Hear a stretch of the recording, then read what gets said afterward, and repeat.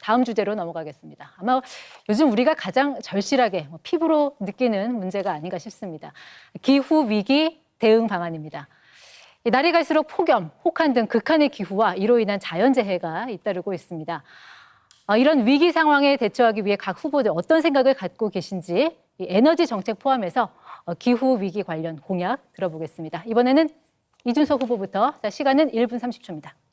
예, 카페에 가보면 종이 빨대가 있습니다. 실제로는 종이 빨대가 플라스틱 빨대보다 탄소 배출이 더 많고 인체에도 해롭다는 연구 결과도 있습니다. 그런데도 대통령의 고집으로 종이 빨대를 강제하더니 플라스틱 빨대 생산 기업은 피해를 입었습니다.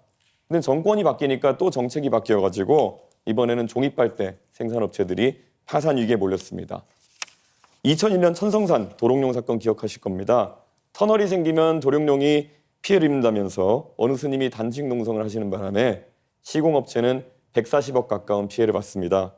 고속철 개통은 1년 넘게 지연됐습니다. 결국 터널은 뚫렸지만 생태계에는 별다른 문제가 없습니다. 환경과 기후 대응은 매우 중요합니다. 하지만 과학적 근거가 부족한 환경 PC주의는 국가 정책을 왜곡하고 국민에게 피해를 줍니다. 대통령이 재난 영화 한 편 보고 감동해서 시작한 탈원전 정책은 전국의 농지와 임야를 태양광 패널로 바꿔놓고 운동권 마피아들이 태양광 보조금 받아 흥청망청하다가 결국 사법 처리를 받기도 했습니다. 이준석 정부는 다시 시작하겠습니다. 비과학적 환경주의가 아니라 과학과 상식 그리고 국제적 기준에 입각한 합리적 기후 정책을 마련하겠습니다. 정치는 감정이 아니라 이성의 바탕을 둬야 합니다. 네, 다음은 이재명 후보 공약 발표 시작하시죠. 네, 전 세계가 기후 위기로 곤욕을 치르고 있습니다. 전 세계의 전체적인 에너지의 흐름은 이제 화석연료에서 재생에너지로 넘어가고 있습니다. 우리나라도 재생에너지 산업으로 전환을 해야 됩니다. 그런데 이 직전 정부가 이 재생에너지 산업을 탄압하는 바람에 사실 우리나라의 재생에너지 산업은 매우 위축됐습니다. 전 세계가 대체적으로 30%에서 60, 70%씩 이제 재생에너지 비율을 가지고 있는데 우리는 여전히 9%대에 머물고 있습니다. R200, 그러니까 재생에너지로 생산한 제품만 산다. 아까 국제표준이 되고 있는데 어쩌자는 건지 알 수가 없습니다. 탄소 국경세, 화석연료로 생산한 제품 거기는 부가금을 부과한다. 앞으로 수출을 어떻게 하겠습니까? 그래서 대한민국의 산업정책도 재생에너지 산업으로 대대적으로 신속하게 전환해야 됩니다. 그리고 거기에 우리의 길이 있습니다.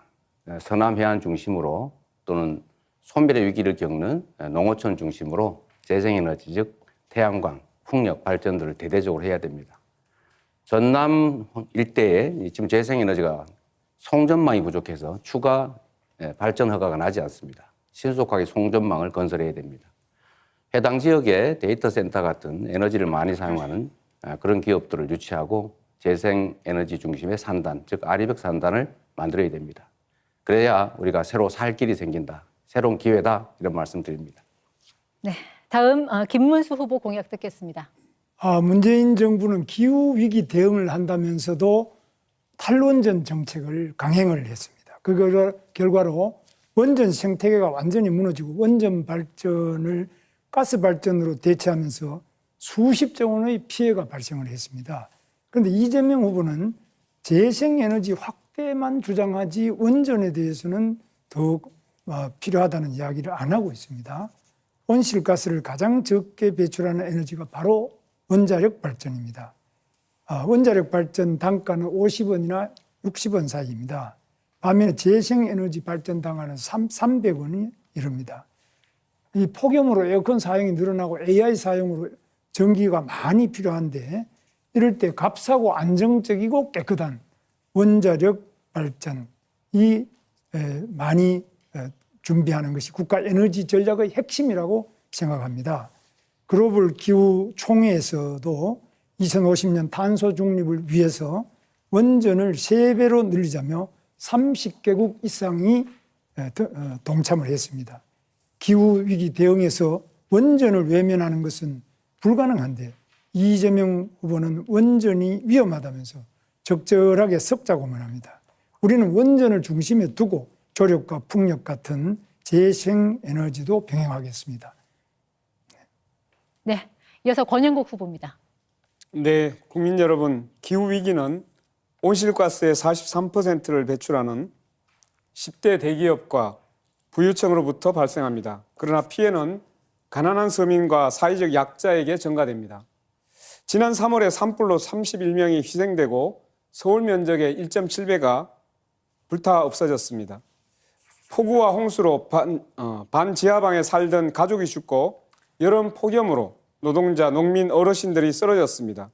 겨울 혹한에 비닐하우스에서 지내던 이주 노동자들이 얼어 죽었습니다. 저 권영국은 기후 불평등을 바꾸겠습니다. 첫째, 온실가스를 대량 배출하는 기업과 부유층에게 기후정의세를 도입하여 기후위기에 대응하고 취약계층을 지원하겠습니다. 둘째, 석탄 화석 연료 시대를 끝내고 공공이 주도하는 재생에너지 시대를 열겠습니다. 정의로운 전환법을 도입하여 노동자들의 일자리와 지역 주민의 삶을 지키겠습니다. 셋째, 부총리급의 기후에너지부를 신설하겠습니다. 넷째, 핵발전소 없는 대한민국을 만들어가겠습니다. 다섯째, 국가가 에너지 전환을 주도해야 합니다. 한국산업은행이 녹색투자은행의 역할을 하도록 하겠습니다. 달성하기 쉽지 않다는 것을 잘 압니다. 그러나 매우 절박합니다. 저 권영국은 매우 과감한 결단으로 기후행동으로 이 어려운 목표에 도전하겠습니다. 네, 마찬가지로 주도권 토론으로 이어갈 텐데요. 주어진 시간은 6분 30초입니다. 발언권은 먼저 이준석 후보한테 있습니다. 시작하시죠. 예, 이재명 후보님, 지난 토론에서 저한테 극단적이라고 계속 말씀하시면서 네. 김문수 후보에게는 원전 질문하면서 후쿠시마 체르노빌 얘기를 하면서 한국 원전의 안정성에 대해 가지고 확실히